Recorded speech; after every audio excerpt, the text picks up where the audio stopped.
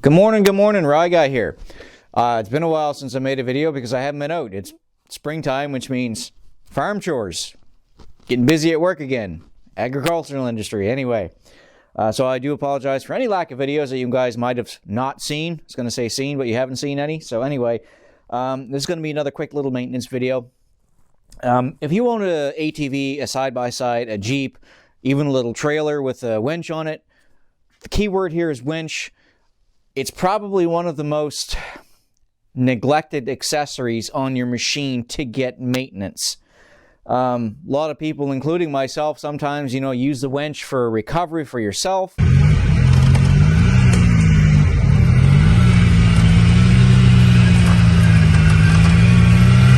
Recovery for other people.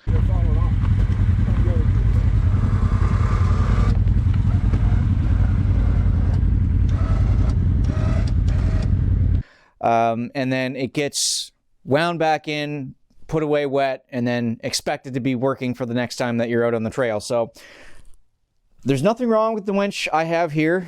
This is the BRP branded winch. This is a 4,500 pound winch that I got with this machine when I purchased it.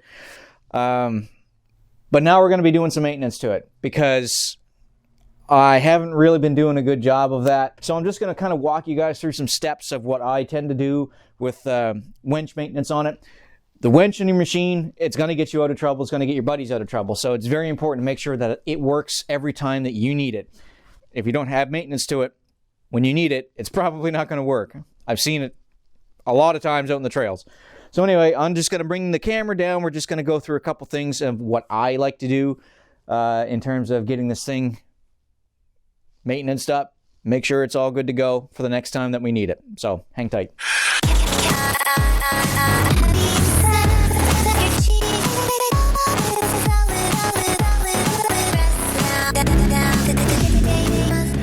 So the first thing I like to do is just check free spool operation. So depending on what type of winch you have and where yours is, mine's on this side.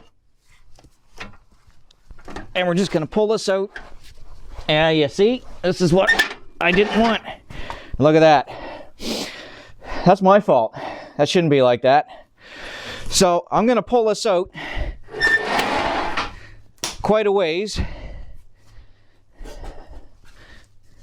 And if you're dealing with cables, make sure you have gloves on. I'm actually going to switch my gloves to these type. Something with some leather in it, or at least some extra protection.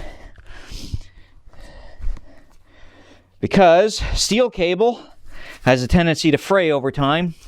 I can't see any or feel any here, but we're going to check that out too. So we're going to pull this out quite a bit. Kind of seeing that drum a little bit.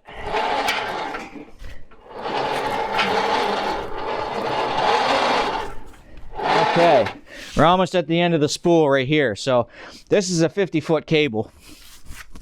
So the nice thing about a steel cable is it is just that. It's a steel cable, nice and heavy duty. But when we talk steel cable and we talk synthetic rope cable, I'll get into that difference here in a minute because there are some major differences between the two. I will be eventually switching over to a synthetic cable, 100-foot synthetic cable, to give me a little bit more of a distance. But right now, this is what we got because this is what we were sold. So there's nothing really wrong with it other than it's getting a little bit rusty, which we're going to fix. So after we got that pulled out, we're just going to leave that kind of spooled up. I've got 1, 2, 3 wraps on the drum there left. So once we get that pulled out, we're just going to kind of go through the cable, just inspect and make sure there's no frays. You kind of did that when you pulled it out. But you can see the crap that's falling off it. That's just mud, basically. You can see all the crap falling off it now. So that's just a bunch of garbage that we're just going to try to clean up a little bit. So I'm just going to get that out of the way here for now. So my next step, we know the free spool works. We're going to check the spool lock. We're going to lock that in place and give it a quick little tug, make sure the spool lock works. And it does. Now, before you go any further, and I should have mentioned this actually at the very beginning, make sure the key of your machine is out. Also, it is actually a good idea to disconnect your battery. And I am going to be disconnecting my wires actually over this side here very shortly just to do some inspection. But maybe I should do that and heed my own warning. So I am going to disconnect the battery on this, the negative side, just to make sure for any reason we got our hands inside here working on this winch cable. Doesn't matter if it's synthetic or if it's a steel cable. For any reason that solenoid activates, even without the key inside of that, it's going to suck your fingers in and off your fingers go. So we don't want that. So I'm going to do that really quick before I dig in any further in this machine. With the steel cable, this is called your Fairlead. So with the steel cable, you should have roller Fairleads. You want to check them for operation. So that spins fine, that spins fine, that spins fine, that not so much. So what I'm going to do is I'm going to be removing my rollers. We're going to just take the bolts out. We're going to see if we can get some lubrication down these rollers here a little bit, get them freed up. Now, because I have a bumper on here, I'm probably not going to be able to slide these bolts completely out. But I might leave me enough leeway that I can pick this up and kind of slide it out to the side. We'll see here in a minute. If worst case scenario, I'll have to take the roller Fairlead off the front, which is not that big of a deal. It's just some big Allen bolts and a couple nuts on the back. But main thing is, if you have a steel cable, you should have a roller Fairlead. If you don't have a steel cable and you have a synthetic rope cable, you need a proper synthetic rope Fairlead. Reason being is because, one, synthetic rope can pinch in between these cables when they're being used. So you can see down here where it's a little bit rusty. Well, that's because that cable has ridden on that part of the roller and has actually kind of marred up that roller a little bit. If it was a synthetic rope, it has the opportunity to get down here, get up here, and pinch, and then your cable's gone. So we don't want that. So the synthetic rope Fairleads have basically just kind of a smooth cast iron or aluminum rounded off opening, kind of like a little slot here. And I can put up a picture just to show you guys what I mean. So make sure that if you're buying a used machine specifically, you have the right Fairlead for the right cable. So I'm going to back these bolts out here and see what we have. In this case, they're two 16 millimeter nuts and bolts. All right, so hopefully with any luck, I can get this out of the bottom holster here. It's a little bit stuck.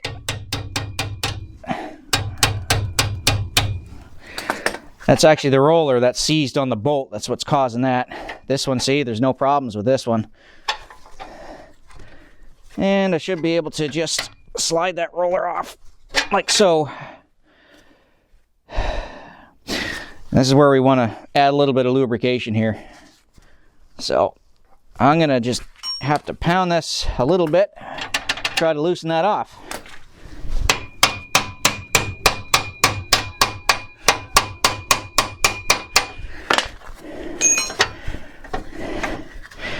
Yeah, that was a little stuck on there.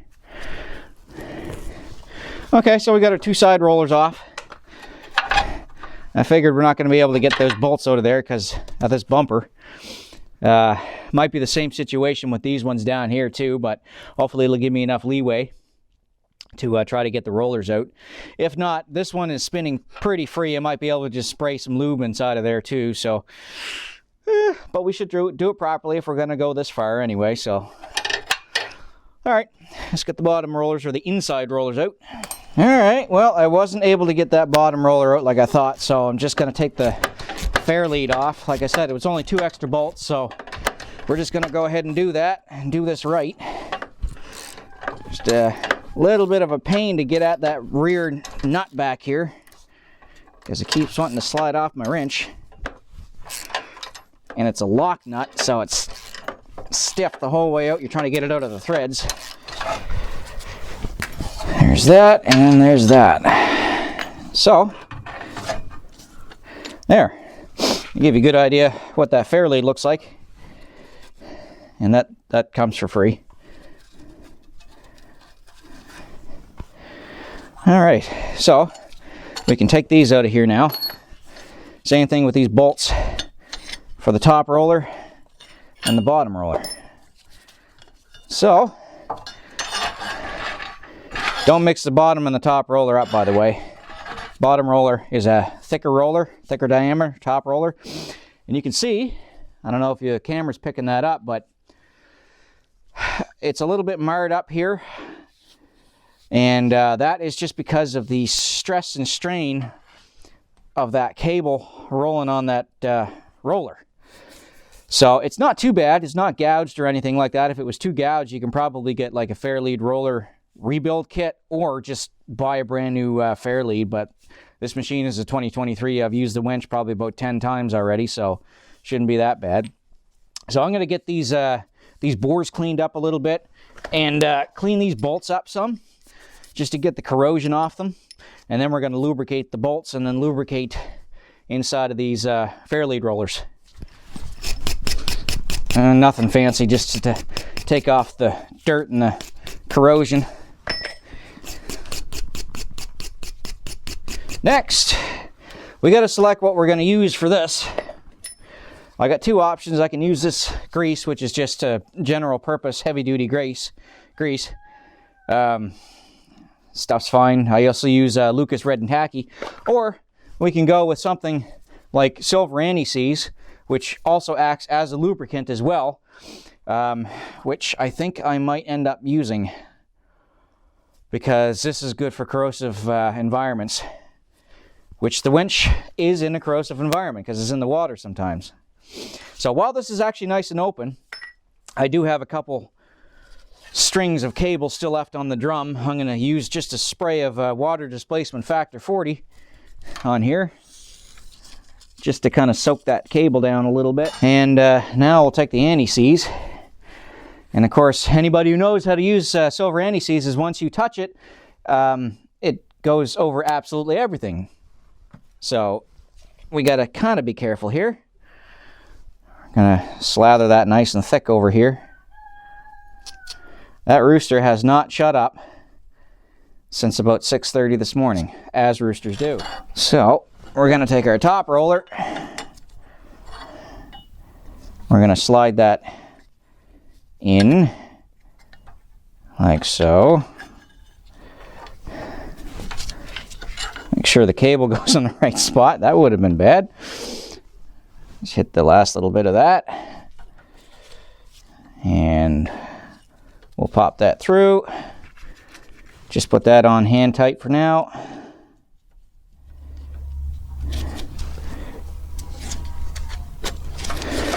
A little spin.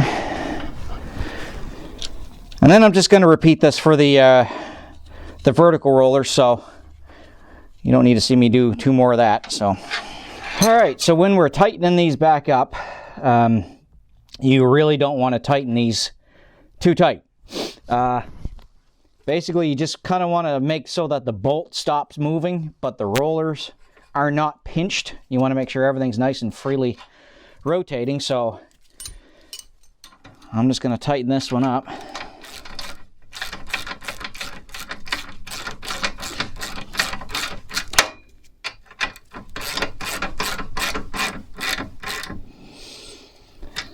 So the bolt's not rotating, but the roller is. And that's what we want. We want a little tiny bit of play in the rollers. So now, with that out of the way, that's all nice and lubricated up again. We got to adjust this cable. And what I'm going to do, because it's pretty kind of rusty and corroded, especially on the other end, the beginning end of the cable, I'm going to take my wire brush and I'm just going to go kind of brush over the cable just to get rid of some of the heavy corrosion and just stretch it out here a little bit.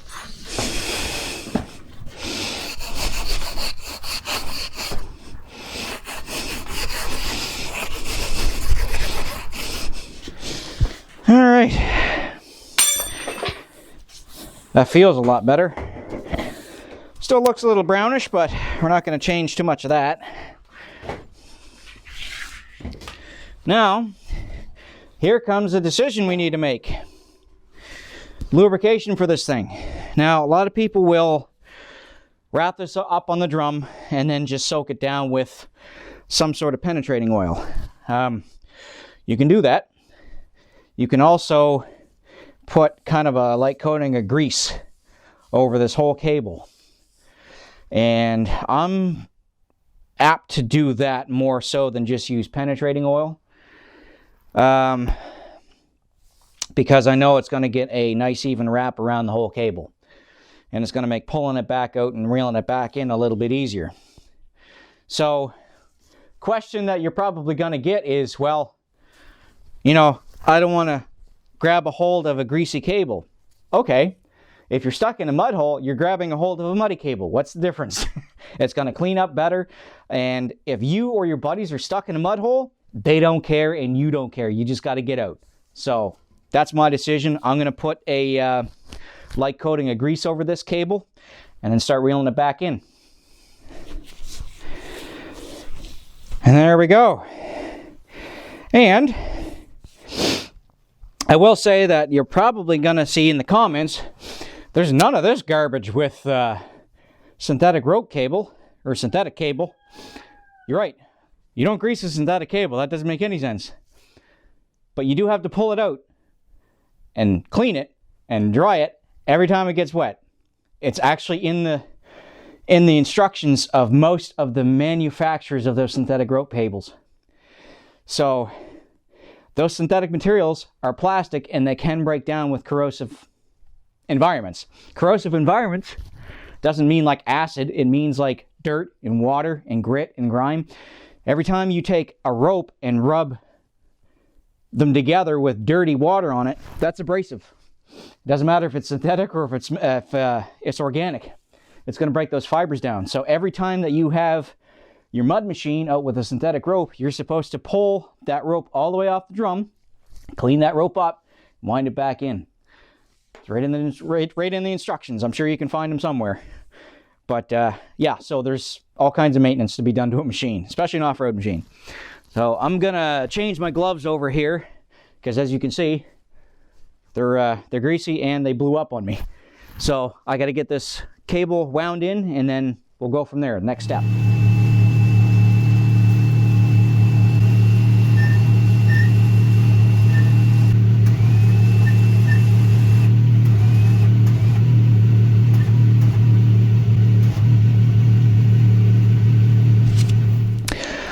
Okay, so sorry if you see any flickering. I got an LED light here. We're going to address the contacts themselves on the winch. I'll just try to see if I can do this without putting my balding head in the way. But as you can see, I do have a little bit of dielectric grease on here when I first bought it, first bought this machine, but we are going to clean that up. A little bit of brake clean. And we're going to break these contacts here. And we're just going to make sure everything has a nice clean coating and dielectric grease on it. Because this portion of the winch does get submersed with water, mud, whatever you want to think of. So, it's a thing. That happens. And we got the stud spinning too. Alright, I'm going to need a 10mm wrench as well. Wouldn't you know it, I found my 10mm wrench and my 10mm socket. That's what you get when you're organized. Here we go.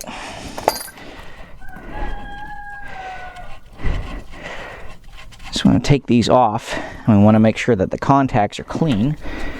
They don't look corroded or anything, so that's good.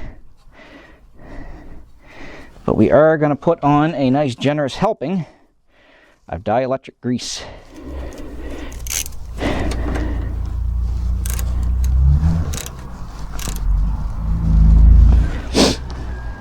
Alright, so now that we got that, we're just going to put a nice big blob of it all over here. Just to try to keep it somewhat protected. Pull our little dust cap back over. I don't know the point of these things. And we'll do the same with the top side. So my head might be in the way for this, so I'm just going to not do that in front of the camera. All right, so while we're still up to the front of the machine, we just want to still inspect our hook. We want to make sure that there's no stress fractures or anything like that along here. We still got our cotter pin in for our pin, retaining pin. We got our collar around the cable rope. That is in good condition. Our retaining tang is still tangy, so that's good. We have a winch bumper on here. This little plastic puck is what this winch came with. It's garbage. So I added this KFI winch bumper. Makes it 100% better.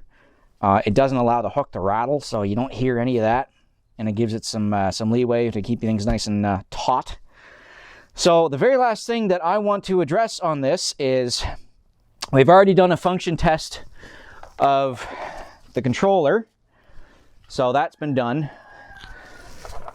And I did tap the in and out button on the dash, because this machine, when they set this up from factory, I'm just going to remove this from my camera mount, does have